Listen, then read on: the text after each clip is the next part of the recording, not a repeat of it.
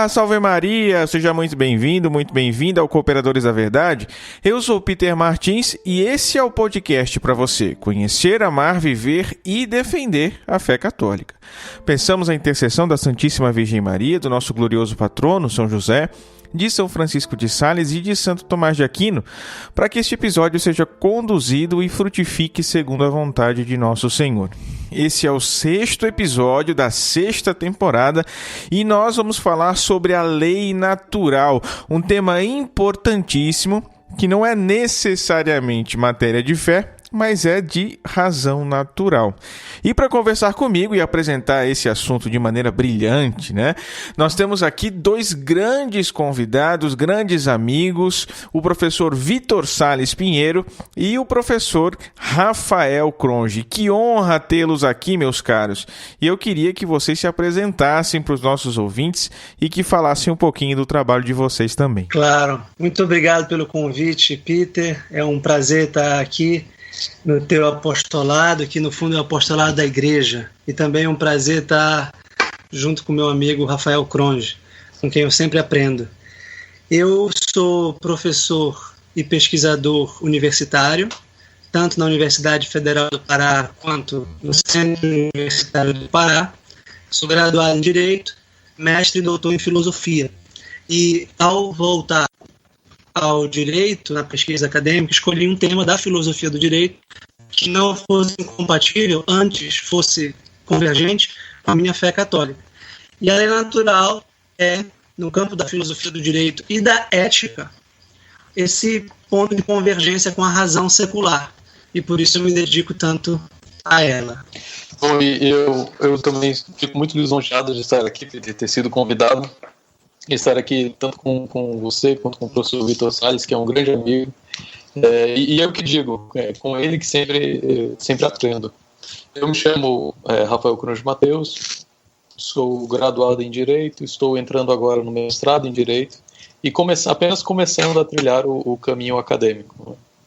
E meu campo de estudos, ele é um pouco variado, assim como o do professor Vitor, mas atualmente eu tenho me centrado sobre o direito natural e sobre a história do direito. Então, a minha pesquisa agora, que é uma pesquisa em história do direito colonial brasileiro, diga-se, ela investiga não apenas os institutos jurídicos, mas eu pessoalmente busco ver como aqueles institutos eram manifestações do pensamento justnaturalista clássico, como eles eram a própria realização do direito natural clássico, dentro de seus limites e dentro das limitações que a realidade impõe.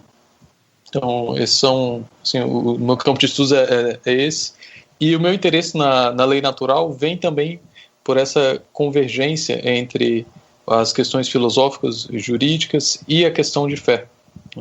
E o direito natural, eu acho, o direito natural e a lei natural são questões que participam, já para usar um linguajar técnico, tanto da fé quanto da razão. É uma questão limítrofe, por assim dizer. Excelente, meus caros, muito obrigado, viu? Obrigado de verdade por virem aqui compartilhar o conhecimento de vocês conosco aqui no Cooperadores. Obrigado pela generosidade de vocês, pela caridade de vocês, pela disponibilidade de vocês que aceitaram prontamente o meu convite. Eu já peço desculpa de antemão a você que está ouvindo a gente aqui, porque pode ser que ocorram algumas falhas aí no áudio do professor Vitor, do professor Rafael, mas é porque a gente está gravando o episódio numa transmissão pelo Skype. Então a qualidade do áudio não é perfeita, Às vezes a internet dá uma bugada e acaba prejudicando alguma palavrinha ou outra, mas creio que não seja nada que prejudique a compreensão do conteúdo que os professores vão trazer aqui pra gente. Os professores voltam, então, já pro tema principal, mas antes eu tenho alguns recadinhos para vocês. Primeiro aqui, no quadro A Vida dos Santos, nós estamos estudando agora a vida dos santos apóstolos, voltando às origens da igreja, e no episódio de hoje nós vamos falar sobre São Mateus, tá? Um recado para vocês é que o livro do professor Vitor Sales Pinheiro, A Filosofia do Direito Natural de John Finnis, está à venda na Amazon e eu vou deixar o link no post desse episódio, porque se você comprar por esse link, você nos ajuda. É isso aí. A Amazon ela passa uma parcela, uma pequena comissão pra gente e você não paga nada mais por isso. Então, comprem aí pelo nosso link A Filosofia do Direito Natural de John Finnis, por Vitor Sales Pinheiro, editora Lumen Iuris. Um livrão aí, mais de 350 páginas para você. O link está no post desse episódio lá no nosso site e também nas redes sociais, tá bom? Acesse o nosso site, cooperadoresdaverdade.com, para mais conteúdos de apologética, de espiritualidade, de doutrina, teologia, filosofia, né? E acompanhe também os nossos conteúdos que nós produzimos nas redes sociais, porque tem muito conteúdo para você, principalmente aí no Instagram, mas também no YouTube, no Twitter, no Facebook, tá? E o nome de usuário é sempre o mesmo, Os Cooperadores, tudo junto, ou então você pode nos encontrar buscando simplesmente por Cooperadores da Verdade no campo de busca. É isso, os recados acabam por aqui. Vamos chamar os nossos convidados de novo para falarmos sobre a lei natural.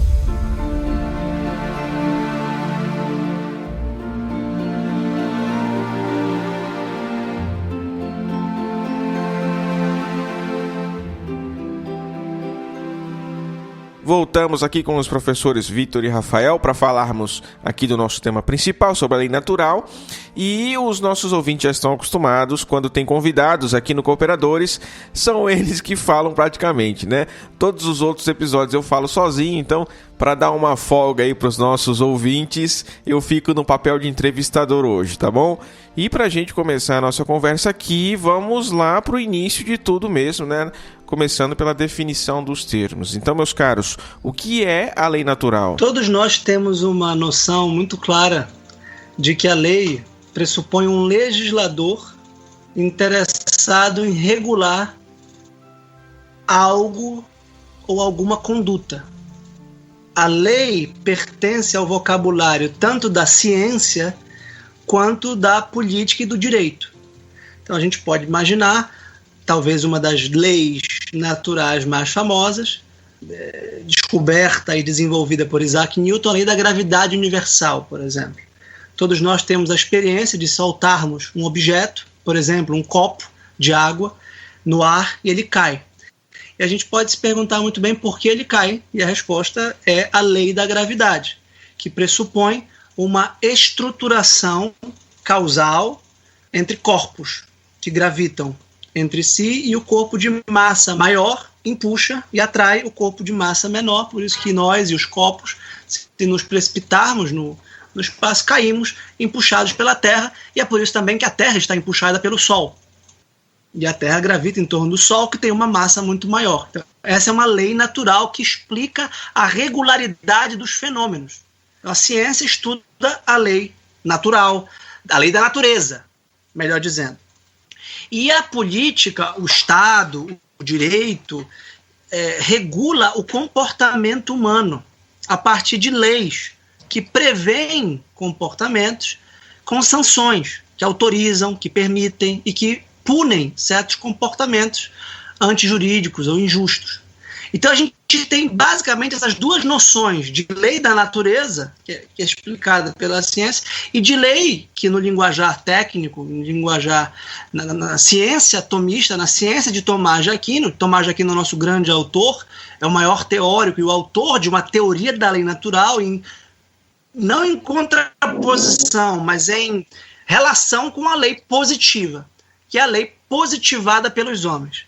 E vejam, além da ciência do direito, existe uma quarta normatividade, que é quando o próprio Deus legisla, que é a lei positiva divina. Por exemplo, os 10 mandamentos.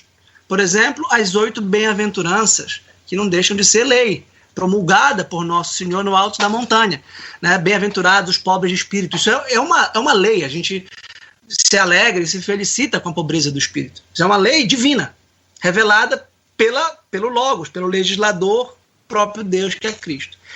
E além dessas 3 leis, existe uma lei que seria a lei da razão, a lei que a nossa consciência moral descobre e percebe ser intrinsecamente bom e intrinsecamente ruim. E essa seria a lei natural. A lei natural é a lei moral, racional, universal. Então, essa, a meu ver, é a primeira explicação. É aquilo que é certo e errado, reconhecido pela razão, em relação com a lei positiva que é humana e cultural, e histórica e relativa. Aliás, se vocês perceberam, esse é o tema de pesquisa do professor Rafael Cronge, como as leis do Brasil colonial participam da lei natural. E todas as experiências históricas do direito vão participar, mais ou menos, da lei natural. Porque a lei natural, todos os seres humanos, de algum modo, descobrem.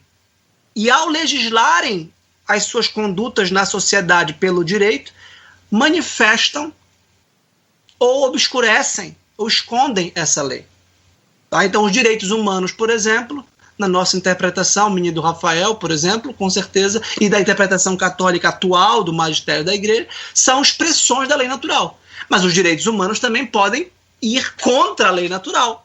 E o exemplo mais eloquente é o suposto direito ao crime do aborto, que é, obviamente, contra a lei natural e o direito natural à vida. A gente vai distinguir depois lei natural e direito natural, eu imagino. Então, essa, a meu ver, é uma definição didática e clara da lei natural. Lei moral universal, a que todos os seres humanos podem, de algum modo, acessar mediante o uso da razão, de forma não pura e não neutra, mas intermediada pelas suas experiências de ordem, experiências de justiça maior ou menor, na lei positiva e também na sua relação com a lei divina, que é a lei revelada pelo próprio Deus, que é o mesmo autor da lei natural. Eu comecei dizendo que o autor da lei tem um legislador. O legislador da lei natural é o mesmo Deus que inscreveu essa razão moral na nossa mente, na nossa alma, na nossa natureza. E que, portanto, não se opõe à lei divina positivada na Sagrada Escritura. E por isso a razão e a fé são os dois caminhos que nos levam a Deus. A razão pela lei natural e a fé pela lei divina. E a lei da natureza, que é aquela lei que em Tomás de Aquino seria chamada lei eterna, também é uma via de acesso a Deus. Quando eu estudo a natureza, eu estudo o funcionamento do cosmos criado por Deus. Exatamente. O que eu acrescentaria é que um outro modo, na verdade, não um acréscimo, mas um outro modo de falar da lei natural é perceber que, do ponto de vista da física orgânica, né, ou da biologia, ou do estudo dos seres, a lei natural ela é aquela lei que prescreve a constituição e o desenvolvimento das coisas, né? Quer dizer, cada coisa tem uma natureza e cada coisa tem uma natureza que se desenvolve ou que não se desenvolve, não é? Mas que permanece, dependendo da sua qualidade. E particularmente quanto ao homem, o homem tem um caminho próprio na vida, não é? Tem um caminho orgânico, biológico de desenvolvimento e um caminho que, para além da própria matéria, inclui, né, também o seu desenvolvimento moral, o seu desenvolvimento espiritual, dada a natureza do homem. Então, a compreensão do que é correto para o homem, não é? Do que é bom e do que é mal, depende da compreensão do caminho do homem nesta vida, não é? Qual é a finalidade do homem e qual é o modo mais adequado do homem viver e de se desenvolver biologicamente e também moralmente e espiritualmente, né? Esse é como eu penso num primeiro momento a lei natural e incorporando todos esses aspectos que o professor Vitor falou, né? Tanto os aspectos mais materiais quanto os aspectos mais sociais, porque no caminho desse desenvolvimento nós encontramos a vida em sociedade e a necessidade de determinar o certo e o errado dentro da sociedade para que os homens vivam corretamente, não é? E se desenvolvam. Nós sabemos que quando certos direitos não são garantidos, já usando uma linguagem mais contemporânea, a própria vida humana é colocada em risco, não é? O caso do aborto é um caso muito claro, e o caso do aborto como um exemplo típico do assassinato, né, assim, torna a questão ainda mais clara, né? Porque quando nós não somos protegidos contra o assassinato, contra a morte injusta, a vida humana não prospera, biologicamente falando, materialmente falando. A vida humana não se constitui, ela não permanece existindo, não é? E do mesmo modo como é necessário que alguns direitos resguardem a vida humana no sentido biológico, é necessário também que alguns direitos resguardem a vida humana no sentido moral. E são esses os dois componentes da lei social, né, da lei positiva. A lei positiva, ela é uma regulação concreta desses aspectos, não é, da preservação, da constituição, do desenvolvimento da vida humana em sentido biológico e em sentido espiritual e moral. Eu gostei muito quando o professor Vitor começou a falar da lei natural, introduzindo o assunto, a partir de exemplos de leis da física, da biologia, leis da natureza, né, que regem aqui os corpos celestes, que regem as funções orgânicas do nosso corpo, por exemplo. Então, se há leis no universo que regem até mesmo corpos inanimados, como é a lei da gravidade, que rege aí os corpos celestes, que rege uma pedra que cai de um penhasco. Então, claro, faz muito sentido a gente admitir, a partir dessa observação, que há uma lei para reger os nossos atos humanos, os nossos atos morais. No entanto, a lei da gravidade é a mesma em todos os tempos, em todos os lugares. A lei do empuxo, a lei da inércia, enfim, estou citando aqui as leis da física só para exemplificar. No entanto, quando a gente vai observar a vida moral das sociedades ao longo dos tempos, a gente vai notar uma discrepância muito grande, ou não, aí vocês vão me dizer. Mas a gente vê, por exemplo, sociedades genocidas, sociedades infanticidas, sociedades poligâmicas, incestuosas, coisas que hoje nós dizemos que são abomináveis pela lei natural. Como que se explica isso? Como que nós conhecemos a lei natural e podemos julgar a conduta das sociedades a partir dela, então, se as coisas são tão diferentes quanto parece? Esse é um dilema enorme, Peter. Não tem uma resposta simples. Todos os filósofos morais que se prezem e todos os homens sábios, com o mínimo de experiência, percebem a grande diversidade e a grande relatividade dos costumes, da linguagem moral, das leis positivas. O Michel de Montaigne, clássico moralista francês do século XVI, um escritor prodigioso, dizia: justo até os Pirineus, injusto depois dos Pirineus. Os Pirineus são as montanhas que dividem a França da Espanha, por onde inclusive São José Maria Escrivá passou, fugiu da guerra. Então quer dizer que passa de montanhas, justo em Belém, injusto no Ceará, justo em Porto Alegre, injusto em Santa Catarina. Então, é claro que nós nos comportamos de forma muito diferente. Então, a gente tem um primeiro gesto de considerar que a relatividade dos costumes prova um relativismo moral e cultural, de que não dá para julgar uma cultura pela outra. Nós só somos diferentes e muito diferentes entre nós e, portanto, há uma irredutibilidade radical que a gente não pode julgar o brasileiro pelo francês, o francês pelo espanhol, o espanhol pelo inglês, ou o inglês pelo asiático. Então o canibal não pode julgar a freira que dá a vida pelas crianças, e o infanticida não pode julgar os hospitais de misericórdia e caridade. O Hitler não é igual, no fundo, enfim. Então a gente tem essa tendência, e ela era muito forte na década de 60 e 70, uma tendência da antropologia cultural baseada num positivismo, de tentar simplesmente constatar e descrever. Olha, existe canibalismo, existe infanticídio, existe prostituição, existe o sexo como prostituição, existe o sexo como estupro, existe o sexo como incesto, existe o sexo matrimonial, mas são formas diferentes. O que a gente sabe de objetivo é que o sexo reproduz deste modo, segundo a lei da genética, a lei da biologia, a lei da fisiologia e da medicina. A lei da medicina, genitália masculina, genitália feminina, gera reprodução nesse termo. Isso é objetivo universal. Mas como o sexo é feito, se ele é incestuoso, se ele é um estupro, se ele é pedófilo, se ele é matrimonial, homossexual, poligâmico, monogâmico, isso é relativo. Então essa visão, ela existe, e ela existia principalmente na década de 60 e 70, mas de algum modo ela deve ser sopesada com uma visão de que, no fundo, por mais que haja muita divergência, existe também um núcleo comum de verdades morais e principalmente de princípios morais. Um apologeta muito relevante do século XX, C.S. Lewis, autor das Crônicas de Nárnia, autor de um livro chamado A Abolição do Homem, Os Quatro Amores, autor de Cartas de um Diabo ao seu sobrinho, eu acho que a tradução é essa, menciona nesse Abolição do Homem que há um Tao. Ele fala a palavra oriental, chinesa, de propósito. Existe um caminho, que é o núcleo da lei natural, que é universal. E que se transparece do modo mais claro possível na nossa tradição cristã com a regra de ouro. Isso é absolutamente universal. E como é que a gente conhece a lei natural nessa confusão, nessa diversidade muito grande de costumes? Primeiro, observando muito profundamente o que há de comum, o que há de recorrente, tá? O que há por exemplo, a proteção do inocente.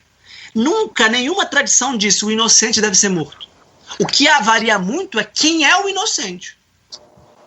Então, pode ser que não se considere que o embrião seja uma pessoa inocente. Mas ninguém vai dizer assim, olha, vamos matar o judeu. O nazista não falava assim, o judeu é inocente. Muito pelo contrário, o judeu é o culpado da miséria da Alemanha. E obviamente que o judeu não era culpado, ele não é culpado, ninguém é culpado por raça, etnia, idade ou deficiência física. Mas um espartano matava um deficiente físico porque ele era culpado, ele não é inocente. Ele era culpado de uma maldição, ele era culpado de um problema social e econômico. Então, vê bem que o princípio, pelo menos, de proteger o inocente é universal. O que não é universal é quem é o inocente.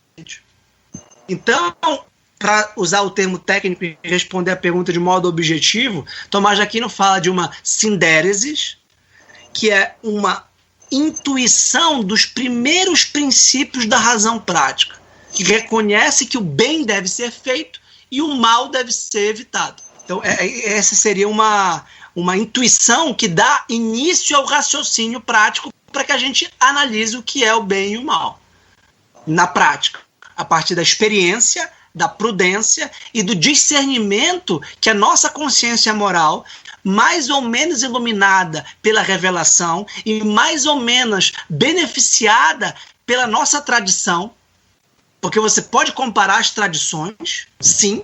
E veja, quando os espanhóis chegaram no México, por exemplo, onde havia sacrifícios humanos, aliás, aqui na Amazônia havia sacrifícios humanos e canibalismo, eles perceberam que isso é algo desumano, que isso é algo antinatural. Mas eles perceberam também, se você lê o Padre Vieira, se você lê José de Anchieta, se você percebe pessoas sábias e maduras, são os espudaios, as pessoas que são critério da inteligência moral, eles também percebem que eles, europeus, cometem atrocidades. Então não é que os europeus sejam... A lei natural não pode ser discurso legitimador de um colonialismo bárbaro, etnocêntrico, mas o contato cultural permite a comparação e o contraste do que é certo e errado.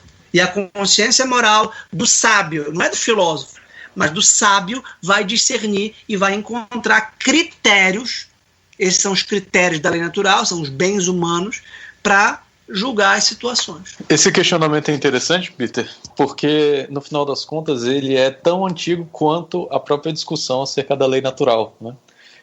O professor Vitor lembrou bem que esse assunto ele retorna com muita força depois dos estudos antropológicos do século XX, mas um primeiro antropólogo, já, por assim dizer, já havia percebido essa discrepância, que é Aristóteles, né?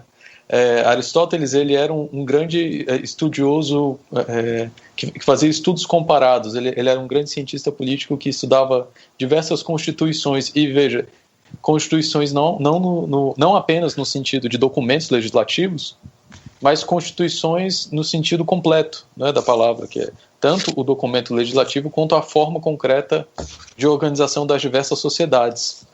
E Aristóteles ele observa na ética o seguinte, que ao mesmo tempo o justo por natureza, não é?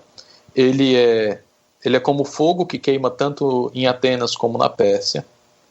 E quem faz um estudo comparado percebe que tanto na Pérsia quanto em Atenas e em todos os lugares, o justo por natureza muda. Então, o justo por natureza, né, ele é ao mesmo tempo esse fogo e ao mesmo tempo nós poderíamos colocar uma água, né, que se modifica dependendo do curso do terreno. E aí a questão é que esse primeiro impacto que a percepção das diferenças culturais, que a percepção das diferenças culturais causa, esse impacto do conflito aparentemente insolúvel entre a justiça em um povo e a injustiça em outro, né? Ele precisa, como o professor Vitor disse, estou tentando encontrar a palavra certa. Equacionado. Equacionado, exato. Ele precisa ser colocado na balança, não é? Porque quando você coloca na balança, ou seja, quando você percebe, bom, depois do choque inicial, de fato existem essas diferenças e às vezes diferenças em questões centrais, mas quando você começa a buscar os motivos dessas diferenças, você encontra uma estrutura mais ou menos comum, não é? E você encontra essa verdade racional, e que é inquestionável, de que é sempre necessário buscar o bem e evitar o mal, mesmo que se engane acerca do que é o bem, né, e do que é o mal. Que é esse primeiro princípio racional que é descoberto tanto pela investigação interna, não é, tanto pela busca em si mesmo dos motivos pelos quais nós agimos, uma investigação da nossa própria alma, quanto por uma investigação comparada, porque no final das contas os homens eles sempre agem por alguma ideia de bem, mesmo que deficitária, né, mesmo que deficiente. Então você começa a encontrar essa estrutura comum do agir humano que denuncia a existência de um fundamento comum para o bem, não é? Ou para o conhecimento do bem. E, ao mesmo tempo, você começa a distinguir, e isso é algo que foi muito perdido hoje, não é? E que, na verdade, é até enfaticamente combatido, distinguir a realidade de que existem modos mais elevados de viver e modos menos elevados de viver. E que, às vezes, as diferenças culturais, elas não são tanto por diferenças de concepção acerca do que é bom, mas, antes de tudo, por diferenças de desenvolvimento e de desenvolvimento moral dos povos, não é? Existe um desenvolvimento, assim como existe um grau de desenvolvimento individual na ética, e nós poderíamos colocar dentro da fé católica, né? Existem graus de santidade, e assim como para quem está no grau zero de santidade, a vida de um santo é muitas vezes incompreensível, do mesmo modo, para quem está no estado de vida mais primitivo, utilizando esse linguajar antropológico, né, a vida de uma civilização é incompreensível. Mas para quem está na civilização, é possível compreender os motivos daquela vida diferente, não é, e fazer uma comparação e encontrar exatamente essa estrutura comum, que é uma estrutura que está de acordo com a própria natureza humana, né? Essa estrutura que se consolida no postulado genérico da lei natural, que é necessário buscar o bem e evitar o mal. Essa estrutura comum do agir humano, ela é perene, e ela pode ser percebida mesmo, e talvez até principalmente, pela investigação comparada, né? E a partir dela o estudo pode prosseguir para entender os motivos dessas diferenças e então encontrar de maneira mais precisa critérios para averiguar o que é certo e errado, mesmo em circunstâncias culturais muito diferentes, né? Excelente. Então nós temos aqui esses dois caminhos de conhecimento da lei natural, né? Essa intuição que nos leva a fazer o bem e evitar o mal, e depois a própria observação das sociedades, da conduta moral dos povos em relação a esses princípios morais conhecidos por essa intuição, né? A sindéresis é essa intuição, é um hábito da razão prática voltada ao princípio da ação humana que persegue o bem e evita o mal. Por isso que o primeiro princípio da razão prática é perseguindo o bem e evitando o mal. Só que bem e mal, para nós, não é apenas a estrutura teleológica ou finalística da ação. Isto é, o fato de que tudo que a gente faz, todas as nossas ações, buscam algum bem, independente que seja bom ou mal. Então, um assassino busca a morte da sua vítima como finalidade do seu crime. Isso, obviamente, é mal, do ponto de vista moral, porque a vítima é inocente. mas para ele era um fim, era o que ele buscava. Então a gente discerne uma dimensão formal, que é o fato de que todos nós buscamos um bem, e percebemos o nível material, que é o erro ou o engano sobre o que seja o bem e o mal. E foi isso que eu tentei mostrar na última fala. Ninguém acha natural matar um inocente, porque como o próprio nome diz, o inocente é aquele que não tem culpa, que não merece receber uma punição, muito menos de vida. Então, quando a gente percebe que ninguém mataria o inocente e começa a debater quem são os inocentes, por exemplo, o tema dificultoso, difícil da guerra justa. Todos os povos guerreiam, se protegem militarmente dos inimigos, dos ataques injustos dos inimigos e contra-atacam os inimigos para evitar novas guerras. Então há todo um debate sobre a guerra justa, que, aliás, era o coração da tradição católica da lei natural, do próprio Santo Agostinho, do próprio Santo Tomás de Aquino, depois desenvolvida por outros teólogos morais e doutores da igreja, e também filósofos morais. Então eu diria, Peter, que são as duas coisas. É claro que, como eu disse, só o sábio e o filósofo que é sábio, que busca sabedoria de fato, que vai perscrutar os primeiros princípios da razão prática e que vai tentar evidenciar quais são, do ponto de vista não só formal, mas também substancial, esses princípios. Que a vida é um bem, que o matrimônio é um bem, que a religião é um bem. Bem, a religião é um bem, ninguém nega isso, mas qual é a religião verdadeira? E aqui a lei natural vai entrar numa investigação que é, ao mesmo tempo, histórica e sociológica, como Aristóteles ensinou, e Santo Tomás de Aquino, nesse sentido, era aristotélico, embora não tenha sido tão sociólogo, historiador como foi o seu mestre, e também moral e, digamos, universal e abstrata. Por quê? Porque a gente consegue abstrair e produzir sínteses, por exemplo, de todos os códigos jurídicos da humanidade. Então Aristóteles pegou mais de, não sei, Rafael, 30 constituições, eu acho, né? Várias constituições. Dezenas de constituições. E percebeu que é muita coisa em comum. Bem, aquilo que é em comum, muito provavelmente é natural. Muito provavelmente, como a frase famosa, né? O fogo que queima aqui na Grécia queima na Pérsia. Bem, porque queimar é uma propriedade natural do fogo. Mas será que não tem uma propriedade natural da razão prática, do trato com os outros, que gera virtudes, por exemplo, como a justiça, cujo conteúdo é o direito? Então tem coisas que as pessoas merecem por natureza, e não só por convenção. Eu lembrei agora do caso dos medievais, não é? Que quando da redescoberta, por assim dizer, né, do direito romano, redescoberta entre aspas, né, mas assim, quando os estudos acerca do direito romano começaram a se aprofundar, não é, e o direito medieval começou a passar por aquela transformação ali no século XI, XII, e a se tornar um direito mais racional, mais racional, assim, mais dentro dos parâmetros, né, racionais universais, os medievais diziam que o direito romano, né, o corpus iuris civilis, era ratio scripta. O que isso quer dizer? Isso quer dizer que eles viam como se a própria razão, a própria sabedoria acerca da justiça, obviamente, tivesse se tornado letra, tivesse se tornado palavra e se manifestado nessa grande compilação da sabedoria jurídica romana de mais de 1000 anos. Né?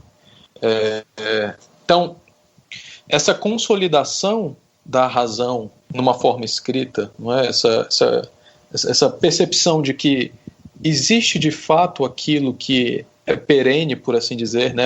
Que mesmo que não seja eterno, não é, falando do ponto de vista da justiça humana, a justiça humana não é eterna, mas existem alguns fatores de perenidade, não é, que estão vinculados à própria natureza. Essa percepção que vem pelo estudo aprofundado, não é, como nós dissemos aqui, no choque inicial parece que só existe diferença, parece que só existe discordância, parece que a justiça e a injustiça são completamente relativas, mas uma vez que esse choque inicial é quebrado e o estudo começa a se aprofundar, os elementos de perenidade, os elementos de lei natural começam a se revelar, não é? A tal ponto que é possível dizer que esse código jurídico antigo ele é a própria razão escrita, ou seja, ele é a medida a partir da qual nós podemos julgar todas as coisas humanas e dizer o que é justo ou o que é injusto. Essa afirmação ela só pode vir de um estudo aprofundado mesmo, né? E aí a questão é que o fundamento da lei natural, né, ele é mesmo como é que eu posso colocar? Esse caminho que o homem trilha e que é um caminho, onde quer que o homem vive, né, as sociedades humanas elas se organizam e estabelecem caminhos fundamentais para si, né, modos fundamentais de viver. E esses modos fundamentais, eles denunciam essa visão do bem, não é? E essa denúncia, ela se revela nos limites impostos à ação, não é? E então há uma conjunção aí tanto de sociologia com uma antropologia espiritual, por assim dizer, né? Uma percepção, em primeiro lugar, interna acerca do caminho da vida humana e de qual é o modo mais excelente de se viver, né? Que é todas as percepções platônicas acerca da participação humana na natureza divina, da contemplação do bem, não é? Contemplação que vem a partir desse estudo comparado da realidade, né? Vem pela observação, pelo amor de um ao amor de outro, ao amor de todos, ao amor da ciência, bom, aí ao amor divino, não é? Então existe esse caminho humano universal e esse caminho humano ele existe dentro das sociedades concretas, então ele se manifesta de maneira muito concreta na vida das sociedades, né? E ele pode ser percebido pelo estudo comparado também. Então são essas duas vias que são complementares, não é? O estudo, a busca da verdade individual e a busca da verdade a partir comparada em conjunto com a vida social, né? São esses os dois caminhos que pelo menos eu tenho visto como muito frutíferos para conhecer a lei natural, especialmente na história do direito, porque quando você passa a vista, não é, na história do direito antigo hebraico ao direito mesopotâmico, ao direito egípcio, direito grego, romano, a variedade do direito medieval e a variedade ainda maior do direito moderno, você se espanta. Mas depois desse espanto inicial, as coisas começam a se consolidar. E aí a verdadeira estrutura da justiça começa a se revelar, e da lei natural também, né? São esses dois caminhos, então, eles são complementares, né? O caminho da alma e o caminho vertical, né, da alma, e o caminho horizontal das ciências comparativas. Bom, e se a lei natural ela é cognoscível por todos os homens, de todos os tempos e de todos os lugares, e se ainda é o padrão pelo qual nós podemos avaliar a conduta moral de uma pessoa, de um indivíduo ou de uma sociedade inteira ou de várias sociedades, então isso significa que a lei natural tem duas qualidades, duas características principais. O nosso ouvinte ao longo do programa já deve ter percebido. Essas características, essas qualidades ou propriedades, para usar um termo mais técnico aqui, são a imutabilidade e a universalidade. Então, a lei natural ela é a mesma para todos os homens de todos os tempos e de todos os lugares. E eu gostaria, então, que nós entrássemos um pouquinho nessas características, nessas qualidades, nessas propriedades, para explicar com um pouquinho mais de profundidade para o nosso ouvinte. Isso se entende bem pela virtude da prudência, que todo homem maduro, toda mulher madura percebe na sua vida, que existem princípios universais, princípios absolutos, princípios reais que estruturam a nossa vida e cuja aplicação e cuja prática exige o que a gente pode chamar no português mais coloquial, jogo de cintura. Então, a imutabilidade e a universalidade dos princípios não significa que eles não devam ser sopesados na contingência da vida e na balança dos casos concretos e dos contextos. Então, a virtude da prudência é uma virtude fundamental que atualiza um bem humano básico, que é o bem da razão prática, que é exatamente o bem que permite o acesso aos outros bens em sociedade e, portanto, o bem comum. E o modo como esse bem o bem comum universal e os princípios da razão prática são vividos em comunidade.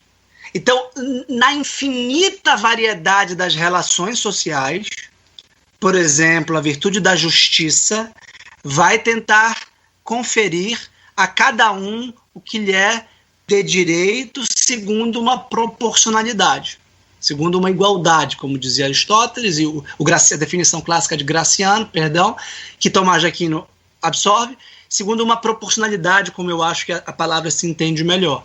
Então, essa proporcionalidade é exatamente a sabedoria da contingência, porque um princípio universal não vai ser aplicado do mesmo modo em todos os casos, mas de acordo com as contingências, que serão exceções muitas vezes, não que desabonam a regra, mas que a afirmam.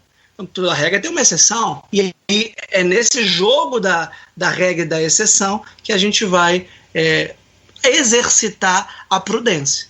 É muito interessante o exemplo do Rafael, porque o direito romano não era um direito abstrato, muito pelo contrário, como a palavra que nós herdamos exatamente manifesta, era um direito jurisprudencial, um direito baseado na experiência dos jurisconsultos, que diante de casos concretos percebiam como os princípios universais da razão e da tradição jurídica do próprio povo são aplicados, mas eventualmente de um modo novo.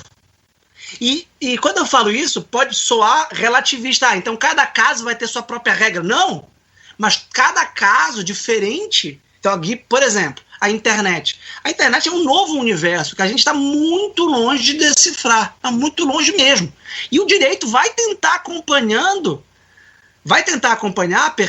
um pouco a reboque essas inovações. Porque primeiro a gente precisa entender como é que são essas inovações. E depois a gente vai tentar regulá-las do modo mais justo possível, com base no nosso direito civil, penal, tributário e constitucional em geral, porque são novas situações que têm analogias. Então a palavra filosófica-chave aqui, com isso eu concluo, é analogia. A lei natural é tomista, clássica, católica, analógica, porque ela percebe identidades, mas não nega as diferenças. E é na dialética de identidade universal e diferença particular que a gente consegue equacionar uma lei que seja permanente ao longo do tempo. Como, aliás, é a doutrina católica. É uma só doutrina, é uma única doutrina, mas que se estende há 2000 anos atrás e até o fim dos tempos, que ninguém sabe, aliás, quando será. Mas enquanto houver, haverá lei natural. Exatamente. Eu acho que, em parte, a nossa incompreensão de como a universalidade e a imutabilidade são irmãs da contingência, né, da concretude e da mutabilidade, é porque a razão moderna ela acaba... claro, sem querer fazer generalizações excessivas, né, mas no geral é possível dizer, com alguma prudência, que o pensamento moderno ele cinge a cidade de Deus e a cidade dos homens. Eu vou me utilizar da metáfora real, né, agostiniana. Porque na cidade de Deus, do fim dos tempos, nós teremos uma situação de perfeição, né, de acabamento. Tudo estará presente. Né? Não haverá mudança, não haverá imperfeição, não haverá degradação. Todas as coisas estarão plenamente desenvolvidas e plenamente coexistentes perante Deus. Né? Todas serão imutáveis e imutáveis em tudo. Mas na cidade dos homens, bom, nós existimos dentro da matéria, nós vemos o tempo passar, né? Nós vemos os fatos políticos se modificarem, os seres humanos crescem, se desenvolvem e morrem. Então a mutabilidade ela é uma característica da criação, né? A mutabilidade e a concretude é uma característica da criação, mas que não nega a existência da cidade de Deus. Pelo contrário, como diz Santo Agostinho, a cidade de Deus existe já aqui e ainda existirá no futuro, né? Em meio à cidade dos homens. Então, esses dois aspectos, os aspectos eternos e os aspectos mutáveis, eles não são contraditórios.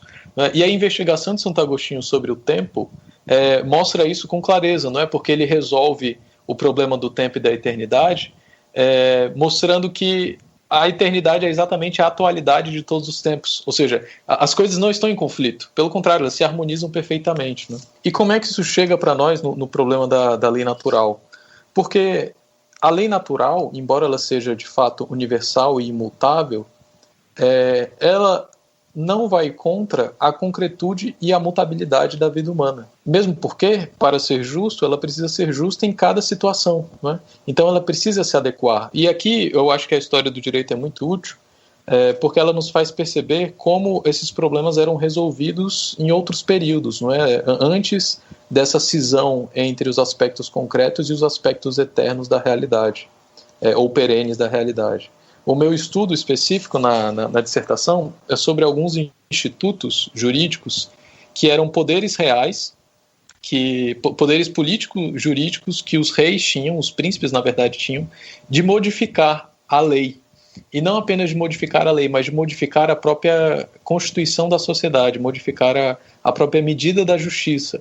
Então, os príncipes portugueses, eles podiam, por exemplo, perdoar um crime. O que é perdoar um crime? Veja só, um crime que foi cometido precisa ser punido. É justo que ele seja punido, claro, com justiça, mas é justo. Ou seja, é devido tanto para quem comete o crime receber a pena, como para a sociedade punir, não é? É uma questão de justiça. Então, quando um rei perdoa um crime, ele não está fazendo qualquer coisa, pelo contrário, ele está se utilizando de um poder, por assim dizer, humano e divino, não é? Para modificar aquilo que é justo naquele caso, ou para dizer, nesse caso, a justiça poderia se aplicar, mas ela não se aplicará. E não se aplicará por quê? Por misericórdia, ou não se aplicará porque embora seja justo de acordo com os ditames legais, se esse sujeito for preso, o filho dele vai morrer de fome, porque ele tem um filho pequeno e não tem como sustentar. Então, a injustiça causada seria ainda maior. Ou outros casos, né, no qual, por uma liberalidade, um cidadão realiza um ato bom que beneficia o reino, e ele escreve um pedido formal, jurídico, pedindo uma mercê, né? Ele tem um caso que eu li recentemente, de alguns soldados que ajudaram a libertar algumas terras aqui no Brasil, e enviaram um pedido para o rei, para que ele concedesse a mercê de 10 moedas para que eles retornassem para sua casa. Quer dizer, o rei não tem nenhuma obrigação de justiça, estritamente falando, né, de justiça humana, mas de justiça divina ele tem, que é a obrigação de conceder essa graça, não é? É uma obrigação mais sutil. Então, esses aspectos da imutabilidade, da mutabilidade, da universalidade, da concretude do direito, né, da relação entre a cidade de Deus e a cidade dos homens, por assim dizer, ele era muito mais vivo antes do período moderno. E o direito natural não era visto como... A lei natural ela não era vista como incompatível com a vida concreta. Não é? Pelo contrário, para ser verdadeiramente lei natural, ela precisava se compatibilizar sob pena de injustiça. Avançando um pouquinho aqui na nossa pauta, e a gente já está se encaminhando, infelizmente, né, para o final do nosso episódio. Por mim, eu ficaria aqui mais 4 horas conversando com vocês, mas infelizmente não dá. Eu gostaria que vocês falassem para a gente da distinção entre a lei natural e o direito natural, então. Essa é uma questão que pode ser considerada, em certo aspecto, mais técnica e mais... não ociosa, mas que talvez interesse mais os filósofos do direito ou aqueles estudiosos da história do pensamento jurídico, porque a definição clássica, e portanto eu vou dar uma definição bastante simples e que talvez não satisfaça estudiosos avançados e repito que há um campo de estudo aqui, porque Tomás de Aquino tentava distinguir os conceitos de cada aspecto da realidade. Então, a lei é a regra da razão outorgada por quem tem autoridade para cuidar, ou promulgada, perdão, por quem tem autoridade para cuidar do bem comum. Então, a lei, ela é a medida da razão, tá? A lei é a medida da razão. A justiça é a relação pautada na lei em que se dá a cada um que lhe é devido. E a previsão do que é devido para cada um normalmente está na lei, positiva, natural ou divina. E o direito é o conteúdo da relação jurídica ou de justiça. Então, quando eu lhe dou a palavra, por exemplo, você pede a palavra e eu lhe dou a palavra, eu digo, não, Peter, você não é só um entrevistador, você tem o direito a falar também, porque você também é um estudioso reconhecido da teologia moral, e a lei natural é um capítulo fundamental, aliás, é o fundamento da teologia moral.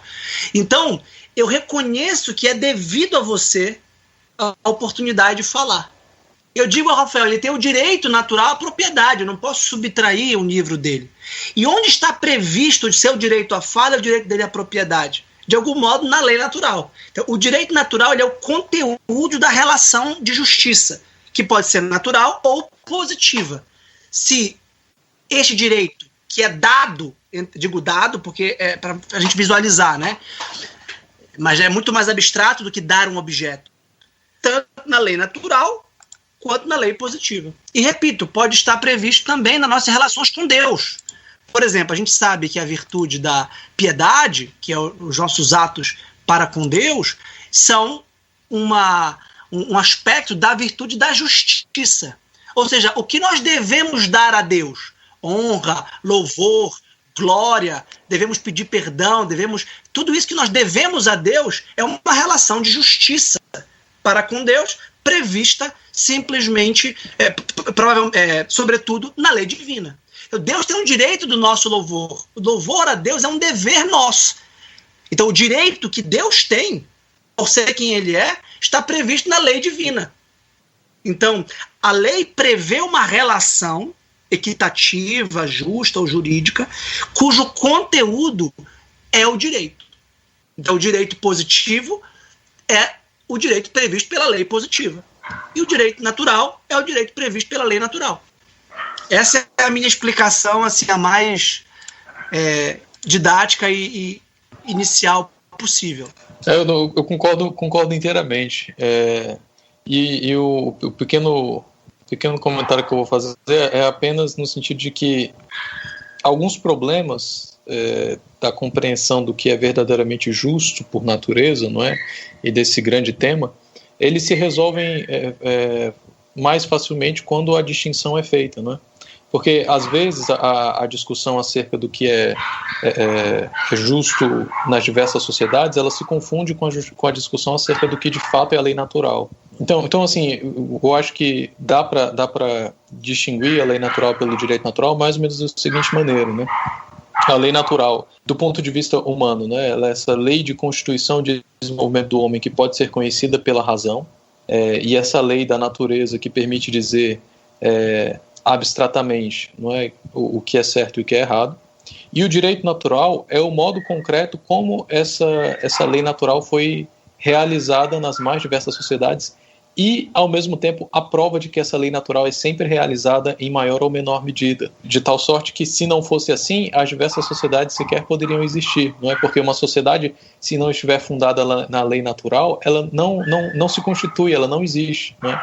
É necessário que exista ali sempre alguns elementos em comum, que são comuns em toda a sociedade, mas, como o professor Vitor disse, né, a proteção do inocente. Uma sociedade que não protege o inocente, ela sequer começa a existir, porque logo nos seus primeiros anos haveria um morticínio geral por qualquer motivo. Então, eu acho que essa é uma maneira também didática de distinguir a lei natural e o direito natural, né? A lei natural diz mais respeito àquela lei que pode ser compreendida pela razão de maneira abstrata, e o direito natural, a realidade concreta da lei natural na vida da sociedade, mesmo que não seja escrito, né? Mesmo independente de ser escrito ou não.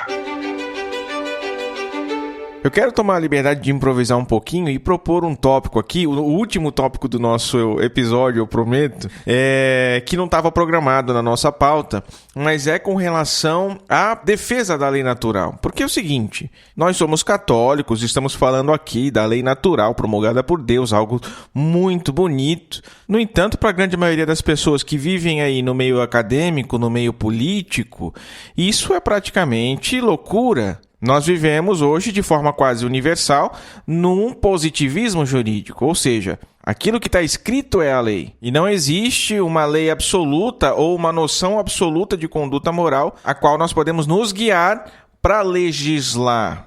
por exemplo. Daí que se queira mudar as leis do aborto, né? Quer dizer, simplesmente hoje a sociedade deixou de seguir um padrão moral, mudou a moral e tá tudo certo, né? Vamos mudar a lei e vamos seguir a nossa vida sem qualquer peso na consciência, porque o que está escrito é a lei e ponto final. E na opinião de vocês, quais são os caminhos que nós temos para defender a lei natural numa sociedade assim, que praticamente se esqueceu dessa noção? Eu acho, e aí para concluir a nossa conversa, que é muito mais uma questão de linguagem e de terminologia, porque por mais que nós estejamos num mundo liberal, relativista, que defende a autonomia moral de cada pessoa e de cada povo, a gente também tem todo um moralismo, não necessariamente no sentido pejorativo, mas do politicamente correto, de leis que prevêem a igualdade, a própria liberdade como direito humano fundamental, que pode estar ancorado na lei natural,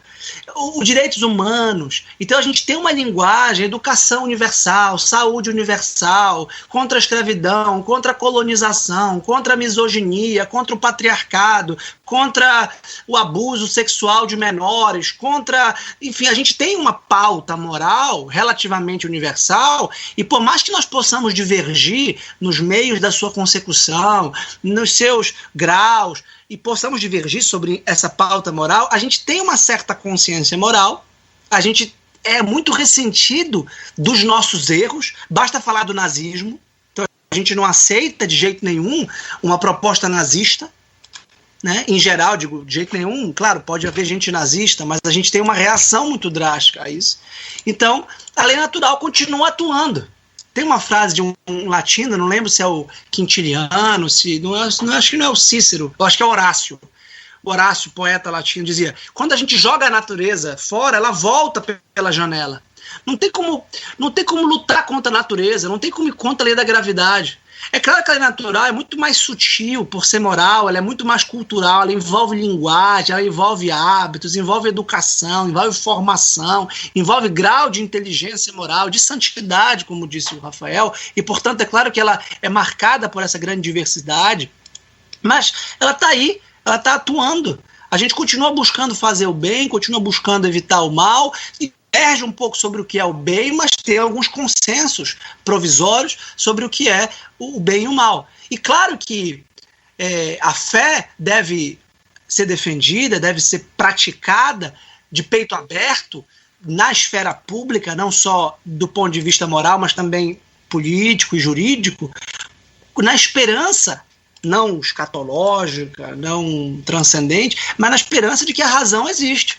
Eu acho que nós temos como diz o Papa Bento XVI, que tem uma fé na razão. É bem interessante isso, porque parece uma imanentização, mas na verdade é uma fé de que Deus criou a nós como criaturas racionais capazes dele não só pela fé, mas também pela razão. E a nossa comunicação com os pagãos, com os gentios, como a de Paulo no Areópago, vai se dar pela aproximação da linguagem comum. Por isso que eu trabalho, e o Rafael também, com os direitos humanos. Os direitos humanos são uma linguagem que pode ser reconduzida e pode ser articulada com a lei natural.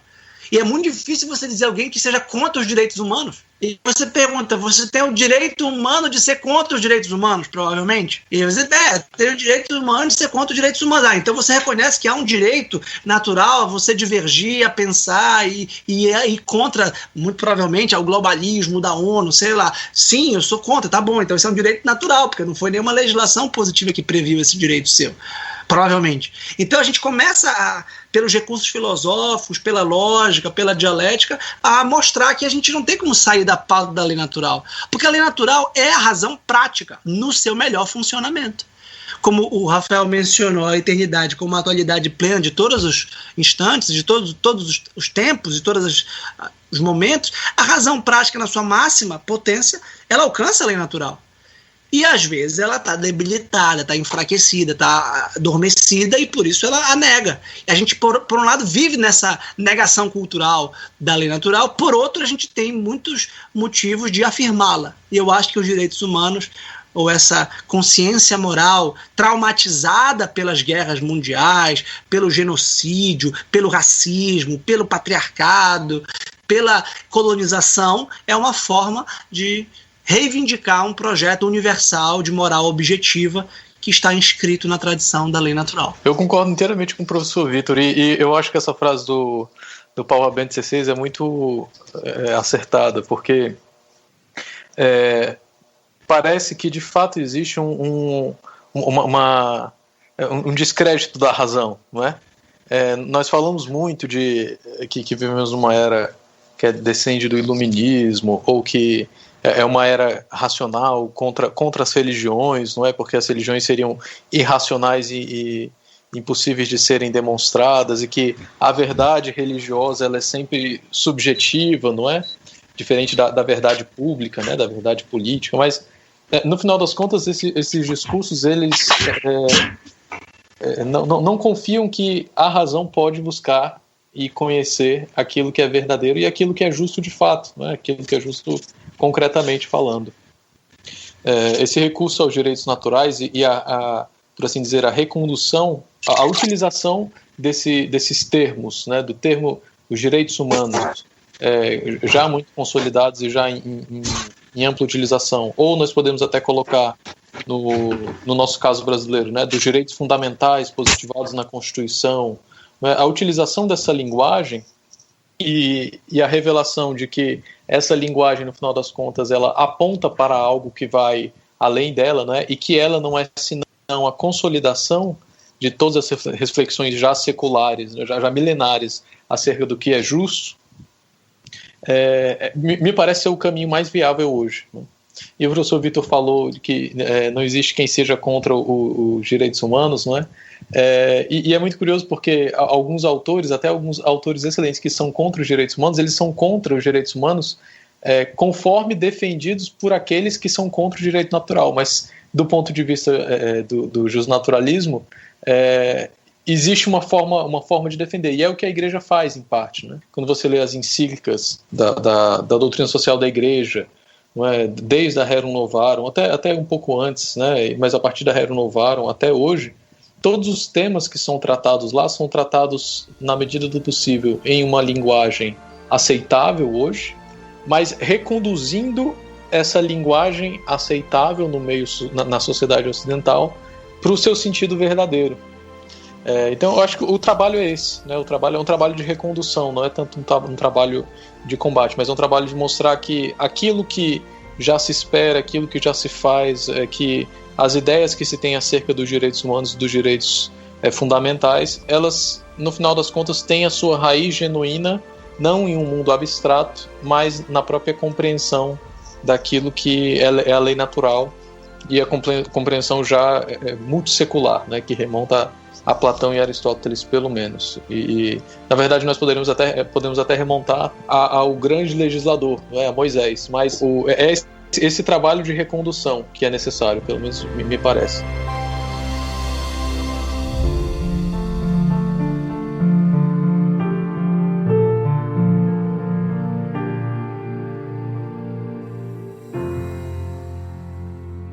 Muito bem, vamos falar agora do santo de hoje, que é ninguém mais, ninguém menos que São Mateus.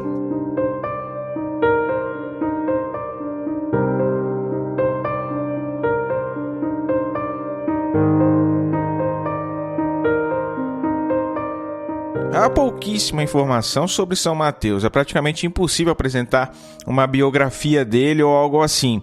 Tudo que a gente tem são os dados do Evangelho. Exatamente o que o Papa Bento XVI usa nas suas catequeses sobre os apóstolos. Bom, ele está presente entre os 12 escolhidos por Jesus. No hebraico, seu nome significa dom de Deus. E o primeiro evangelho canônico é o dele, né? Justamente nesse evangelho ele é chamado de publicano, inclusive. E por isso ele é identificado com aquele homem sentado no banco dos impostos que Jesus chama. Partindo dali, Jesus viu um homem chamado Mateus sentado no posto de cobrança e disse-lhe: "Segue-me." Ele levantou-se e seguiu. Marcos e Lucas também narram esse episódio do homem sentado no posto de cobrança, mas nesses evangelhos, esse homem é chamado de Levi. né? Tanto no Evangelho de Marcos quanto no Evangelho de Lucas. Então é possível que Mateus tivesse dois nomes, Mateus Levi, ou mesmo por algum motivo Mateus poderia ter trocado de nome também. São duas teorias possíveis aí. É bem provável que ele fosse o cobrador de impostos ali em Cafarnaum, porque no Evangelho, antes de Jesus chamá-lo, tem aquela cena do milagre de Jesus em Cafarnaum. Jesus cura um paralítico, né? Então é bem imediatamente anterior, inclusive, a passagem do chamamento aí de São Mateus. Então é bem provável que ele trabalhasse ali pela região mesmo. São Mateus, por cobrar impostos, era considerado um pecador público pelos judeus. Ele não só administrava um dinheiro que era considerado impuro, mas colaborava também com a autoridade romana, que era estrangeira, hostil e cobrava os impostos arbitrariamente. Por isso que o publicano, que era, como era chamado, né, o cobrador de impostos, eles sempre são colocados, né, os publicanos são sempre colocados ao lado dos outros pecadores, das prostitutas, estão no mesmo nível, né? Eles eram ricos, ladrões, injustos, adúlteros, assim era como o povo olhava para eles. Mas Jesus, nosso Senhor, não exclui ninguém, não é verdade? Ao contrário, não são os que têm saúde que precisam de médico, mas sim os enfermos. Eu não vim para chamar os justos, mas os pecadores. O Papa Bento XVI diz que é exatamente aí que consiste o bom anúncio do Evangelho, na oferta da graça de Deus ao pecador. Cabe lembrar que na parábola do fariseu e do publicano, aqueles que vão ao templo rezar, né? Jesus exalta a atitude humilde do publicano. Então nós temos aí na figura de São Mateus um dos paradoxos do cristianismo. Quem aparentemente está afastado da santidade pode até se tornar modelo de acolhimento da misericórdia de Deus, não é verdade? Outra coisa para se destacar em São Mateus é a sua prontidão, porque o Evangelho relata que depois que Jesus o chama, ele levantou-se e seguiu. O Papa Bento destaca que Mateus certamente compreendeu que a proximidade com Jesus não permitia que ele continuasse com aquelas atividades reprováveis por Deus. E hoje também não se pode admitir, né? Jesus acolhe o pecador, o perdoa, o justifica, apaga os seus pecados para que ele não peque mais. O pecado não é compatível com uma vida ao lado de Jesus. São Mateus cumpriu aquilo que o jovem rico não cumpriu. Se queres ser perfeito, vai e vende tudo que tens, dá o dinheiro aos pobres e terás um tesouro no céu. Depois, vem e segue-me. Foi exatamente isso que São Mateus fez. Ele também era rico, né? Mas ele levantou-se e seguiu. E o levantar-se do Evangelho quer dizer exatamente isso, o abandono de uma situação de pecado e, ao mesmo tempo, também a adesão consciente a uma nova existência, a uma existência reta, né, na comunhão com Jesus. O Evangelho de Mateus é tradicionalmente acreditado a ele mesmo. Isso quem testemunha é o bispo Papias, da igreja de Hierápolis, no ano 130. Ele diz que foi São Mateus que o escreveu e em aramaico. Depois da morte, ressurreição e ascensão de Jesus, São Mateus foi para a Arábia, para a Pérsia, para evangelizar, né? Sofreu grande perseguição por parte dos pagãos. Conta a tradição que mandaram arrancar os seus olhos, né? Depois o prenderam e ele seria sacrificado aos deuses, mas Deus mandou um anjo para curar os seus olhos e libertá-lo da prisão. Depois ele parte para a Etiópia, mas foi mais uma vez perseguido e preso. Lá na Etiópia, um príncipe havia morrido. São Mateus, que estava preso, foi chamado para o palácio e, pela graça de Deus, ressuscitou o príncipe. E aí converteu muita gente depois disso. Mas, ainda assim, foi martirizado por ordem do rei Hitarco, no altar da igreja onde celebrava a missa. São Mateus, rogai por nós.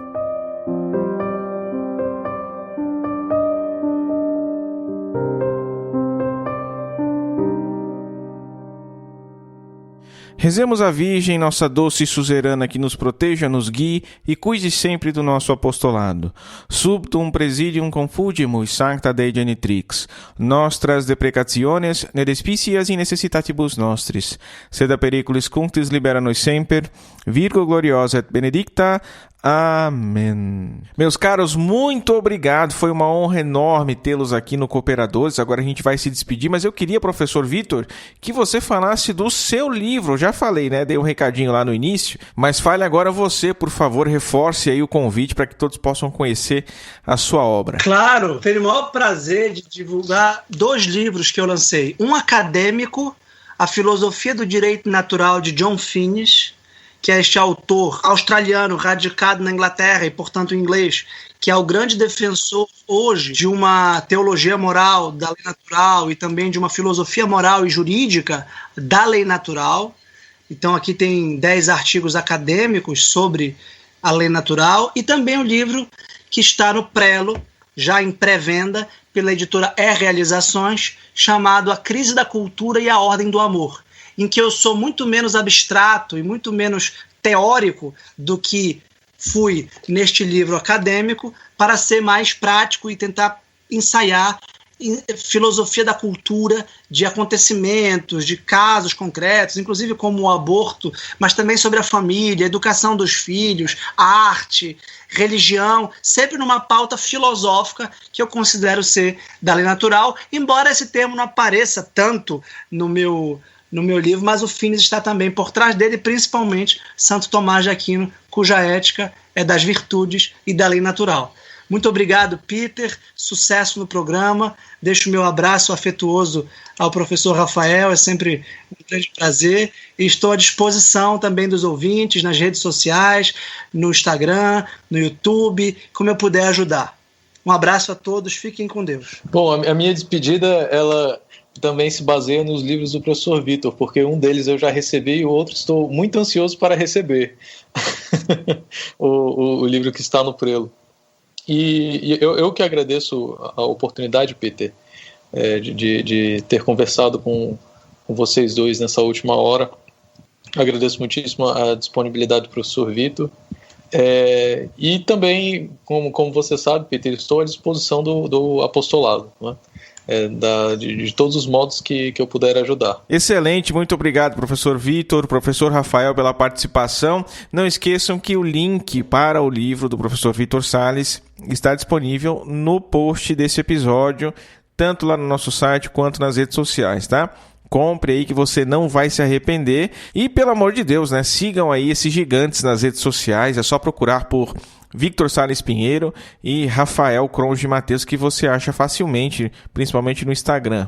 Chegamos ao fim do nosso episódio. Se você gostou, se você aprendeu algo novo aqui hoje, por favor, compartilhe com os seus amigos, compartilhe nas suas redes sociais, marque a gente para que a gente saiba também que você está colaborando aí com a propagação do nosso conteúdo. E o Cooperadores da Verdade é um projeto que pertence ao Centro de Estudos São Francisco de Sales, que por sua vez pertence à Milícia de Santa Maria, ordem a qual eu faço parte. Quem quiser conhecer mais é só acessar miliciadesantamaria.org.br. Muito obrigado por ter ouvido a gente até aqui. Reze por nós. Deus te abençoe. Salve Maria!